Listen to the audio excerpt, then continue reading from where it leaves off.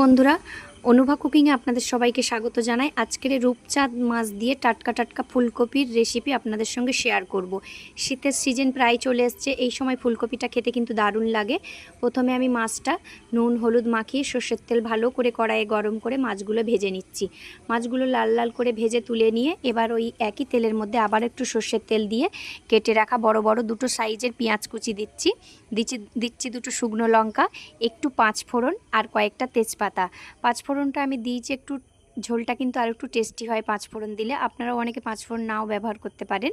আর আজকের আমি তরকারিটা একদম বানাবো সব কিছু সবজি একসঙ্গে। আপনারা ফুলকপি আলু আগের থেকেই আলাদা করে ভেজে নিতে পারেন, কিন্তু যদি হাতে টাইম না থাকে খুব তাড়াতাড়ি চটজলদি একটা স্বাদ আনার মতো তরকারি বানানোর জন্য এটাই আপনারা বানাতে পারেন, দেখবেন একদম খেতে একই রকম স্বাদ হবে।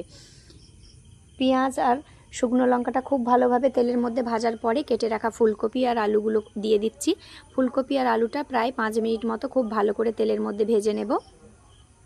খুব ভালো করে ভাজা হয়ে গেলে এবার একে একে এর মধ্যে মশলাগুলো দিচ্ছি 2 চামচ মতো নুন, 1 চামচ আদা বাটা দিচ্ছি 2 চামচ লঙ্কার গুঁড়ো, 2 চামচ হলুদ গুঁড়ো।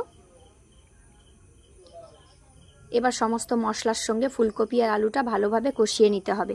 যতক্ষণ আদার কাঁচা গন্ধ না যাচ্ছে ততক্ষণ এটা ভালোভাবে কষাবো। এবার এটা খুব ভালো করে কষানো হয়ে গেলে জল দিয়ে দিচ্ছি। খুব ভালো করে ঝোল ফুললে উপর থেকে 1 চামচ জিরে বাটা দিয়ে দেব, দিয়ে ভেজে রাখা মাছগুলো দিয়ে নামিয়ে নেব।